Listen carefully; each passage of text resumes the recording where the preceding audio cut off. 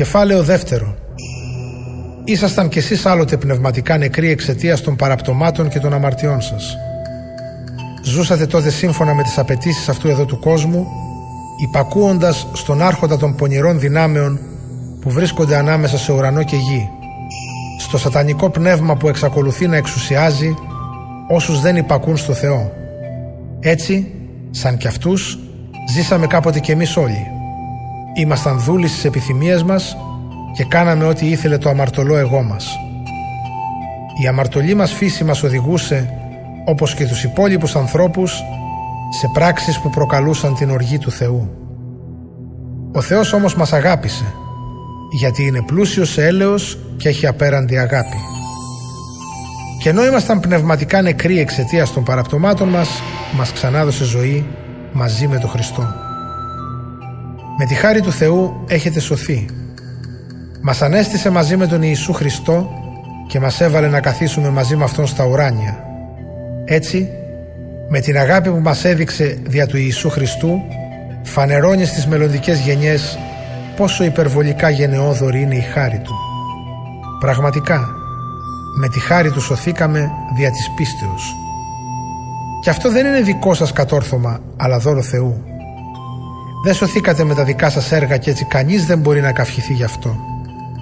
Είμαστε δημιούργημα του Θεού, ο οποίος δια του Ιησού Χριστού μας έκανε καινούριους ανθρώπους για να μπορούμε να κάνουμε καλά έργα που τα προετοίμασε ο Θεός για να είναι με αυτά γεμάτη η ζωή μας. Και εσείς οι εθνικοί, οι Ιουδαίοι σας ονομάζουν απερίτμητους, όπως ονομάζουν τον εαυτό τους περιτμημένο, από το σημάδι που γίνεται στο σώμα τους με ανθρώπινο χέρι. Μην ξεχνάτε ότι εκείνα τα χρόνια ζούσατε χωρίς Χριστό. Ήσασταν αποκλεισμένοι από την κοινότητα του λαού του Θεού και από τις υποσχέσεις που έδωσε ο Θεός. Ζούσατε στον κόσμο χωρίς ελπίδα και χωρίς Θεό. Τώρα όμως, με το έργο του Ιησού Χριστού, εσείς που τότε ήσασταν μακριά από το Θεό, έχετε έρθει κοντά Του. Σας έφερε κοντά Του η σταυρική θυσία του Χριστού. Αυτός πραγματικά είναι για μας η ειρήνη. Αυτός έκανε τους δύο αντιμαχόμενους κόσμους ένα λαό και γκρέμισε με το σταυρικό του θάνατο ό,τι σαν τείχος τους χώριζε και προκαλούσε έχθρα μεταξύ τους. Κατήργησε δηλαδή τον Ιουδαϊκό νόμο των εντολών και των διατάξεων για να δημιουργήσει με το έργο του από τα δύο εχθρικά μέρη, από τους Ιουδαίους και τους εθνικούς, μία νέα ανθρωπότητα, φέρνοντας την ειρήνη. Και αφού θανάτωσε με το σταυρό του την έχθρα, ένωσε τους δύο πρώην εχθρούς σε ένα σώμα και τους συμφιλίωσε με το Θεό.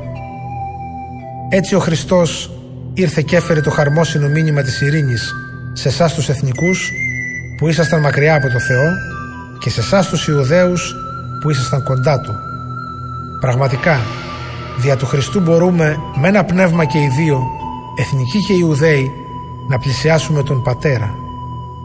Δεν είστε λοιπόν πια ξένοι και χωρίς δικαιώματα, αλλά ανήκετε στο λαό του Θεού, στην οικογένεια του Θεού. Προσθεθήκατε κι εσείς στο οικοδόμημα που έχει θεμέλιο τους Αποστόλους και τους προφήτες και ακρογωνιαίο λίθο αυτόν τον ίδιο το Χριστό. Με αυτόν ολόκληρο το οικοδόμημα δένεται και μεγαλώνει, ώστε να γίνει ναός Άγιος για τον Κύριο.